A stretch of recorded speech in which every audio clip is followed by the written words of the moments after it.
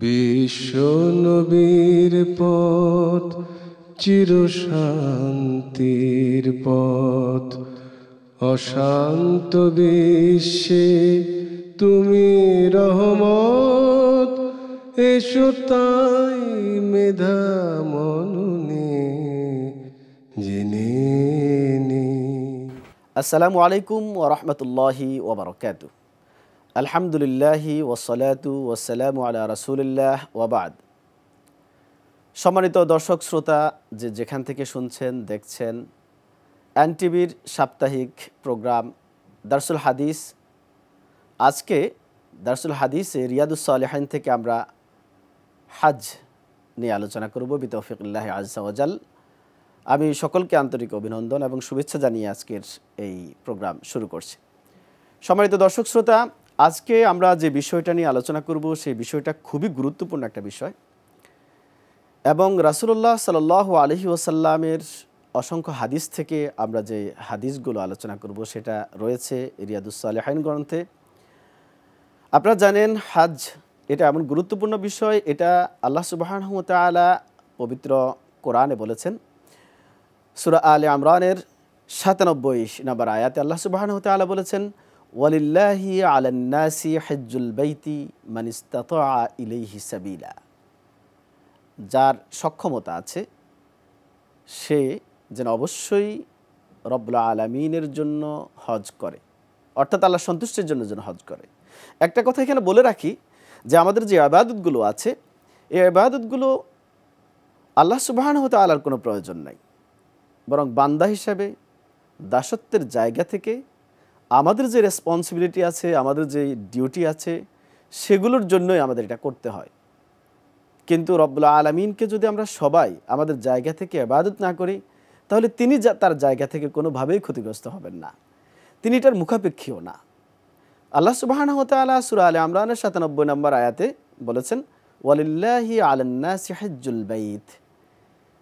সে বাইতুল্লাহ, যে ঘরটা আছে, সে ঘরের হজ করতে হয়। এখানে চমৎকার একটা ব্যাপার আছে।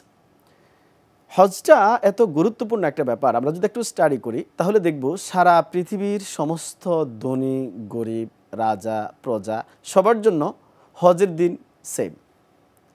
স্পেশালি কোনো ভিআইপি পার্সনদের জন্য হজের দিনকে আলাদা করা হয়নি। সুতরাং আমরা আমাদের যেই আল্লাহ সুবহানাহু ওয়া তাআলা আমাদের যে বিধানগুলো দিয়েছেন সেই বিধানগুলোর জায়গা থেকে আমরা যদি চিন্তা করি, হজ হচ্ছে গোটা পৃথিবীর সমস্ত মানুষকে এক কাতারে নিয়ে এসে সমস্ত মুসলমানকে এবং মুসলিম উম্মার ঐক্যের যে একটা প্রতীক, সেটা হজ। যেখানে ধনী রাজা বাদশাহ কাউকে ব্যবধান করা হয় না, সবাই এক কাতারে একই সাথে একই দিনে একই সময়ে একই কর্মসূচি পালন করতে হয়। এবং ভৌগোলিক অবস্থানের ভিন্নতা, কালচারের ভিন্নতা, সারা পৃথিবীর সমস্ত জায়গা থেকে মানুষ যে আসে, রুচির ভিন্নতা, এ সব কিছুকে একসাথ করে দেয়। এটা যে আমরা যে ইন্নামাল মুমিনুনা ইখওয়া, সূরা হুজুরাতের মধ্যে আল্লাহ সুবহানাহু ওয়া তাআলা বলেছেন যে ইমানদাররা হচ্ছে ভ্রাতৃত্ব বন্ধনে আবদ্ধ, তারা ভাই ভাই। এই যে কথাগুলো রব্বুল আলামিন কোরআনে বলেছেন, এটার একটা প্র্যাকটিক্যাল রূপ আমরা হজে দেখতে পাই। শুধু তাই নয়, দুর্ভাগ্যজনক বিষয় হচ্ছে আমরা আজকে গোটা পৃথিবীতে ইসলামী শাসন ব্যবস্থা ঠিক সেইভাবে ঐক্যবদ্ধ নেই। যদি থাকতো তাহলে আমাদের প্রেসিডেন্টরা, প্রধানমন্ত্রীরা হজ করতে গিয়ে একসাথে মিটিং করতে পারতেন এবং হজের সেখানে গোটা উম্মার জন্য কোনো নির্দেশনা আসতে পারত। সে বিষয়গুলো আমরা ঠিক সেভাবে বাস্তবায়ন করতে পারিনি, যেটা রাসূলুল্লাহ সাল্লাল্লাহু আলাইহি ওয়াসাল্লাম হজ বিদায় হজ্জের ভাষণে গোটা পৃথিবীর সমস্ত মানুষের জন্য দিক নির্দেশনা দিয়েছেন। আমরা এখন যে কোনো গবেষণা, যে কোনো নির্দেশনা, যে কোনো পরিকল্পনার ঘোষণা সেখান থেকে করতে পারতাম, সেটা আমরা পারিনি। তবে হজের গুরুত্ব, হজের ফজিলত এটা কোনোভাবেই কমবে না। রাসূলুল্লাহ সাল্লাল্লাহু আলাইহি ওয়াসাল্লাম হাদিসের মধ্যে বলেছেন যে ওমর রাদিয়াল্লাহু তাআলা আনহু থেকে বর্ণিত, ইবনে ওমর রাদিয়াল্লাহু তাআলা, আপনারা জানেন যে আব্দুল্লাহ ইবনে ওমর রাদিয়াল্লাহু তাআলা আনহুর সন্তান আব্দুল্লাহ, তিনি বর্ণনা করেন যে রাসূলুল্লাহ সাল্লাল্লাহু আলাইহি ওয়াসাল্লাম বলেছেন, বুনিয়াল ইসলামু আলা খামস, যে ইসলাম 5টা স্তম্ভের উপর দাঁড়িয়ে আছে। অর্থাৎ আপনি যদি বলতে পারেন যে ইসলাম যদি একটা প্রাসাদ কল্পনা করি, সেটার পিলার হচ্ছে 5টা।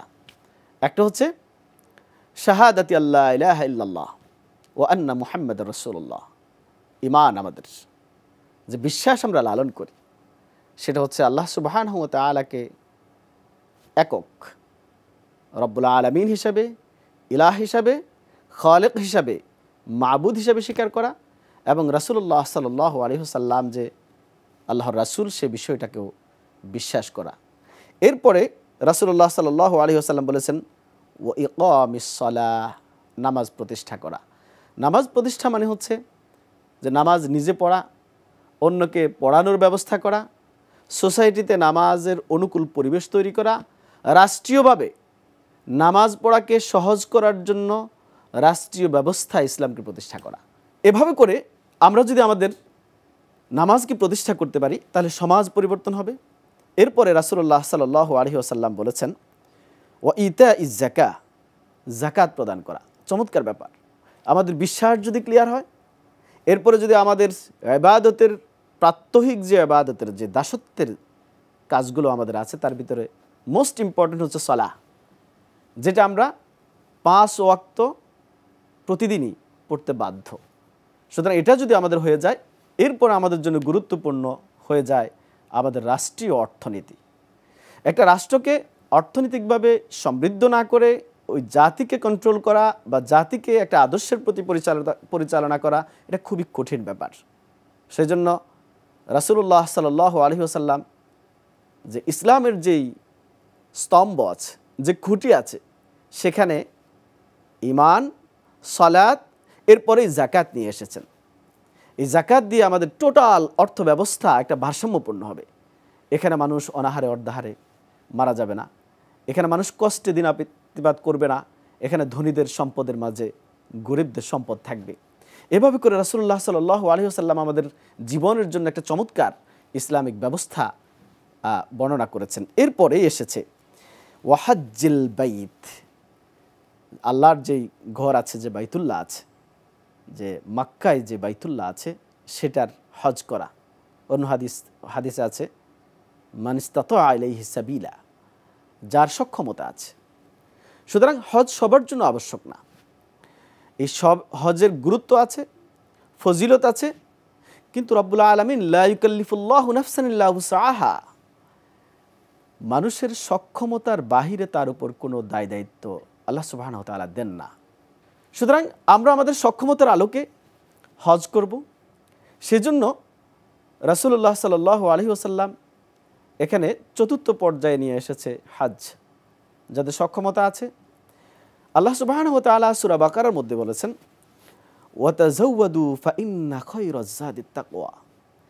হজ এমন একটা ইবাদত, যে ইবাদতটা আমাদের আর্থিক শক্তি লাগে এবং শারীরিক শক্তিও লাগে। অর্থাৎ আর্থিক সক্ষমতা এবং শারীরিক সক্ষমতা দুইটাকে সম্পৃক্ত করেই আমরা হজ করি। সুতরাং এই হজ করার জন্য আমাদের প্রিপারেশন নেওয়া দরকার। হজ্জের যে পাথেও আছে, এই লং জার্নির জন্য আমাদের যা যা করা প্রয়োজন, আমাদের অর্থনৈতিক যে প্রিপারেশন নেওয়া দরকার সেটা নেওয়া দরকার। এবং শুধু সেটা না, আমাদের পরিবারকে হজ থেকে ফিরে আসা পর্যন্ত আমাদের দায় দায়িত্বের যে খরচগুলো আছে সেগুলোর ব্যবস্থা করে যাওয়া দরকার। কিন্তু সেখানে আল্লাহ সুবহানাহু ওয়া তাআলা বললেন ওয়া তাযাওয়াদু ফাইন্না খায়রাজ যাদিত তাকওয়া, যে তোমরা পাথেয় সংগ্রহ করো, তবে মনে রাখবে অবশ্যই উত্তম পাথেয় হচ্ছে তাকওয়া, আল্লাহর ভয়। সুতরাং আল্লাহর ভয় যদি না থাকে তাহলে অনেক সম্পদের মালিক সম্পদ হয়েছে কিন্তু তাকে দিয়ে হজ হবে না। এজন্য আমরা যারা হজ করতে চাই তারা সম্পদের প্রিপারেশন যেমন নিতে হবে, ঠিক সেভাবে রব্বুল আলামিনকে ভয় পেয়ে মুত্তাকি হওয়ার যে প্রচেষ্টাগুলো আছে সেগুলো করতে হবে। তাহলে আমাদের পক্ষে হজ করা সম্ভব হবে এবং সে হজ আমাদের জন্য উপকারী হজ হবে এবং রব্বুল আলামিন সে হজটাকে কবুল করবেন, এ আশা আমরা করতে পারি। সম্মানিত দর্শক শ্রোতা, আমরা যে বিষয়গুলো নিয়ে আলোচনা করেছিলাম সেখানে হজের গুরুত্ব নিয়ে যদি আমরা আলোচনা করি তাহলে ইতিমধ্যে আমরা আলোচনা করেছি হজ হচ্ছে মুসলিম উম্মার ঐক্যের একটা প্র্যাকটিক্যাল রূপ এবং হজ হচ্ছে গোটা পৃথিবীর সমস্ত মানুষকে সংস্কৃতির ভিন্নতা, ভৌগোলিক অবস্থানের ভিন্নতা, ভাষার ভিন্নতা, এই সব কিছুকে উপেক্ষা করে আমরা ঐক্যবদ্ধ হওয়ার একটা প্র্যাকটিক্যাল ক্লাস। কিন্তু দুঃখজনক হলেও সত্য, আমরা যেখানে অন্য দেশের, অন্য কালচারের, অন্য রুচির, অন্য গবেষণার যারা অনুসারী তাদেরকে একসাথে হজ করতে পারি, হজ করে এসে আমরা আমাদের এক অঞ্চলের, এক ভাষার, এক রুচির মানুষদের মাঝেও বিভাজন দেখি। আমার কাছে মনে হয় যারা হজ করেন, যারা হজ্জে যাবেন, তারা ওই আবেগ নিয়ে যাবেন যে কি করে আল্লাহ সুবহানাহু ওয়া তাআলা গোটা পৃথিবীর সমস্ত মানুষকে ঐক্যবদ্ধ করে একটা এজেন্ডা আমাদেরকে দিয়েছেন, সেখান থেকে কী শিখে আসা যায় এবং সে শিক্ষা নিয়ে একটা রাষ্ট্রের প্রত্যেকটা মানুষকে কি করে একটা ঐক্যবদ্ধ একটা জাতিতে রূপান্তরিত করা যায়, সে মেসেজগুলো আমরা নিয়ে আসব। সম্মানিত দর্শক শ্রোতা, হজ্জের আলোচনা করতে গিয়ে আমরা যে বিষয়টাকে আলোচনা নিয়ে আসছি সেটা হচ্ছে গোটা পৃথিবীর মুসলিম উম্মার ঐক্য। আর যদি মুসলিম উম্মার ঐক্যের জন্য আমাদের হজ গুরুত্বপূর্ণ হয়, তাহলে সেই ঐক্যের চেতনা, সেখান থেকে প্রেরণা নিয়ে, সেখান থেকে শিক্ষা নিয়ে আমাদের বাংলাদেশের মতো এমন একটা রাষ্ট্রের গোটা জাতিকে ঐক্যবদ্ধ করার যে প্রয়োজনীয়তা এবং যে পদক্ষেপ, সেটা বাস্তবায়নের ক্ষেত্রে আমরা হজ থেকে শিক্ষা নিতে পারি। রাসূলুল্লাহ সাল্লাল্লাহু আলাইহি ওয়াসাল্লাম আমাদেরকে হজ্জের যেই বিধান দিয়েছেন, ঐক্যবদ্ধের যেই কথা বলেছেন, আল্লাহ সুবহানাহু ওয়া তাআলা পবিত্র কোরআনে যেই হজ্জের পাথের ব্যাপারে কথা বলেছেন এবং সেখানে উত্তম পাথে বলেছেন তাকওয়া, এটা হচ্ছে মোস্ট ইম্পর্টেন্ট। আমরা যদি জাতিকে ঐক্যবদ্ধ করতে চাই তাহলে আমাদের যেটা লাগবে সেটা হচ্ছে আল্লাহর ভয়। না হলে আমরা জাতিকে ঐক্যবদ্ধ করতে গিয়ে সেখানে আমরা আমাদের পার্সোনাল স্বার্থ নিয়ে ভাববো। আমরা ভাববো কীভাবে আমরা নিজেরা সমৃদ্ধ হতে পারি। আর যখনই নিজেদের সমৃদ্ধি নিয়ে আমরা ভাবতে শুরু করব, আমাদেরকে নিয়ে দিয়ে আর যাই হোক জাতীয় ঐক্য সম্ভব না। এজন্য আমরা রাসূলুল্লাহ সাল্লাল্লাহু আলাইহি সাল্লামের হাদিস এবং পবিত্র কোরআন থেকে যে বিধানগুলো আমরা পেয়েছি সেখান থেকে আমরা চর্চা করব আমাদের জাতীয় ঐক্যের জন্য। এখানে এসে আমরা ঐক্যের যে বিষয়গুলো পেয়েছি সে ঐক্যের মধ্যে গুরুত্বপূর্ণ বিষয় রয়েছে যে হজ। আমরা যখন হজ্জে যাই তখন ভিন্ন দেশের একটা মানুষকে আমরা আমাদের পক্ষ থেকে নিজেকে সংবরণ করে অন্যকে অগ্রাধিকার দেওয়ার চেষ্টা করি, কখনো কাউকে কষ্ট দিই না।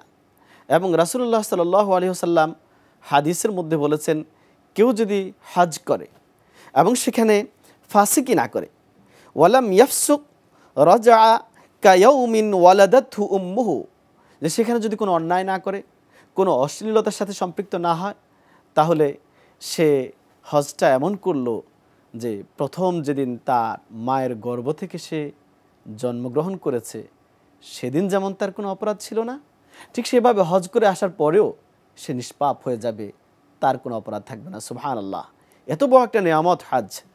সুতরাং এই হজ্জে গিয়ে আপনি যে ট্রাভেলসের মাধ্যমে গিয়েছেন, তারা তাদের কমিটমেন্ট হয়তো রাখতে পারেনি অথবা আপনার প্রত্যাশার সাথে সম্পৃক্ত হয়নি, কিন্তু এটা আপনার কষ্টের জায়গা, সেখানে আমি কথা বলতে রাজি না। কিন্তু এতটুকু মনে রাখতে হবে, কোনো কারণেই আমাকে দিয়ে যেন আমার হজটা ক্ষতিগ্রস্ত না হয়। ঠিক সেভাবে আপনার জীবনে আপনি কোনো বদভ্যাস আপনার থাকতে পারে, কোনো অপরাধের সাথে সম্পৃক্ত হওয়ার প্রবণতা আপনার থাকতে পারে, কিন্তু সেটা যেন হজ্জে না হয়। যদি আপনার অপরাধ মুক্ত, অশ্লীলতা মুক্ত, কোনো অশ্লীল কথা সেখানে বলা যাবে না। এখনকার সময়ে মোবাইলের যে যুগ, ডিভাইসের যে যুগ, এই মোবাইল অটোমেটিক্যালি অশ্লীল জিনিসগুলো চলে আসার সুযোগ থাকে। সুতরাং সেটাকে আমাদের কন্ট্রোল করতে হবে।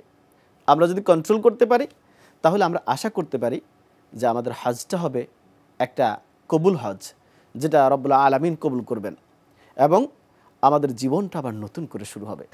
আমরা যেদিন জন্মগ্রহণ করেছিলাম সেদিন আমাদের কোনো অপরাধ ছিল না, কোনো গুনাহ ছিল না, আমরা অনেকটা নিষ্পাপ হয়ে আমরা জন্মগ্রহণ করেছি।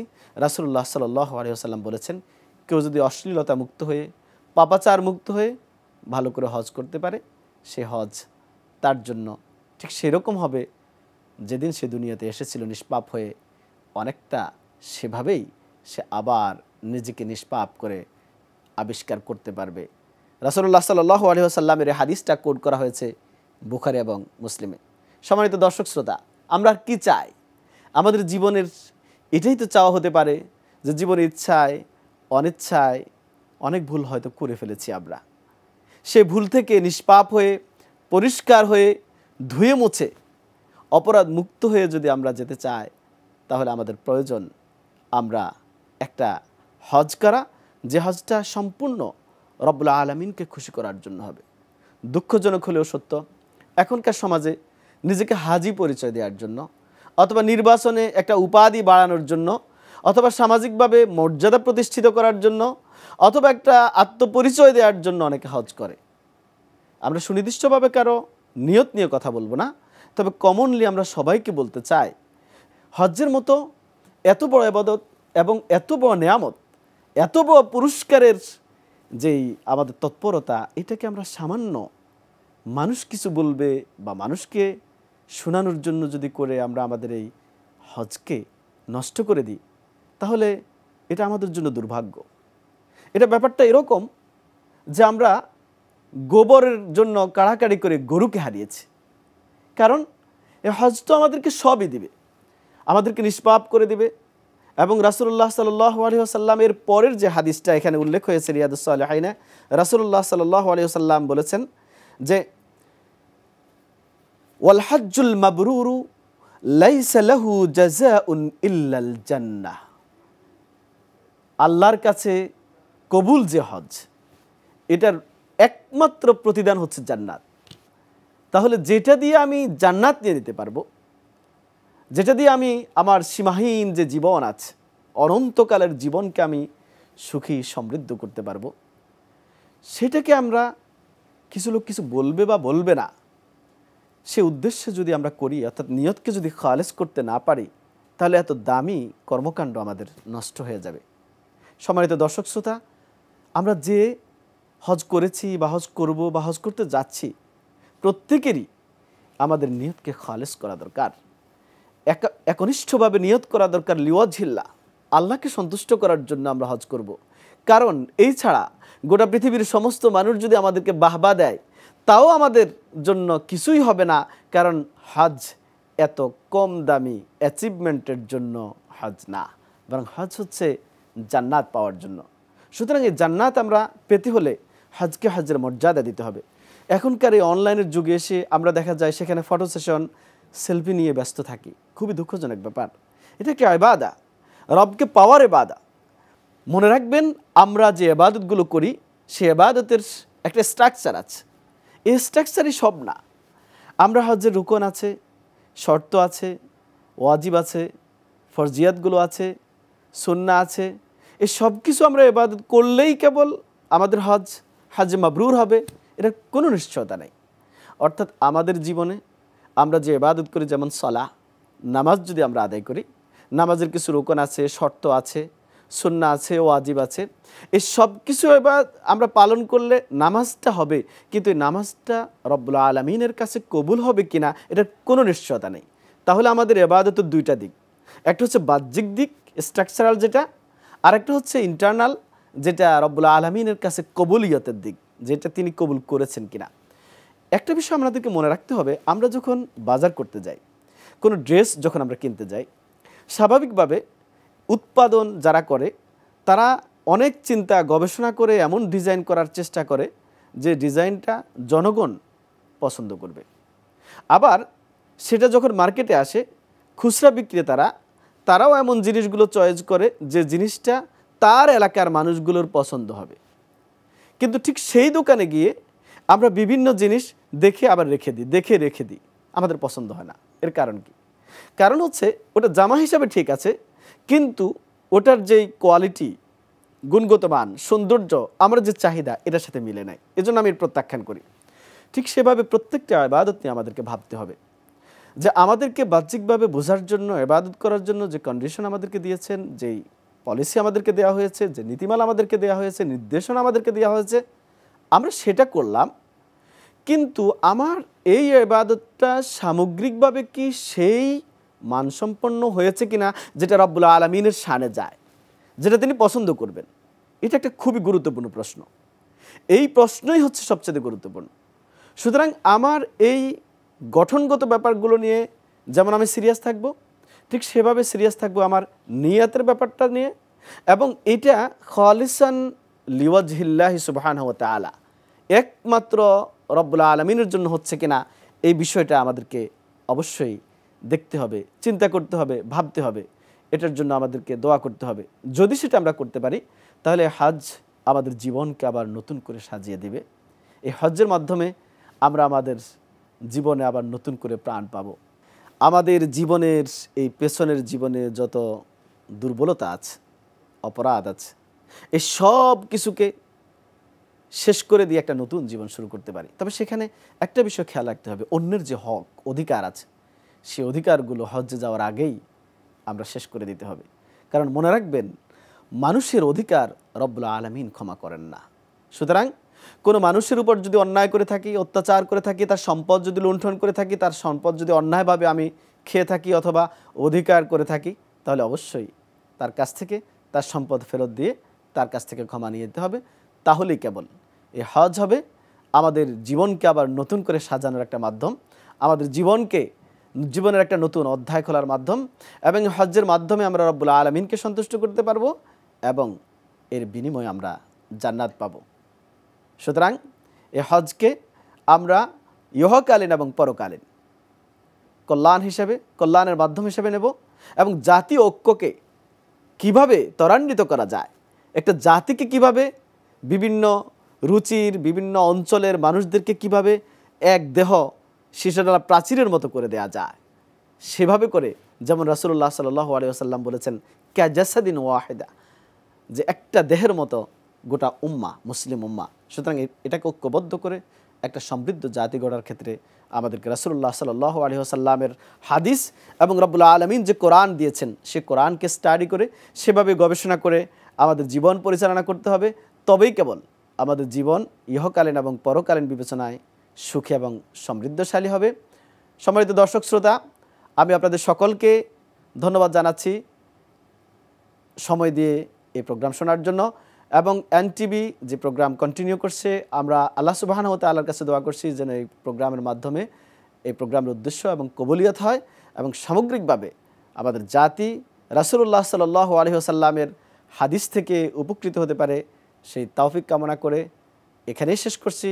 ওয়ামা তৌফিক ইল্লা বিল্লাহ। আসসালামু আলাইকুম ওয়া রাহমাতুল্লাহ। নবীর পথ চিরশান্তির পথ, অশান্ত বিশ্বে তুমি রহমত, এসো তাই মেধা মননে জেনে নি।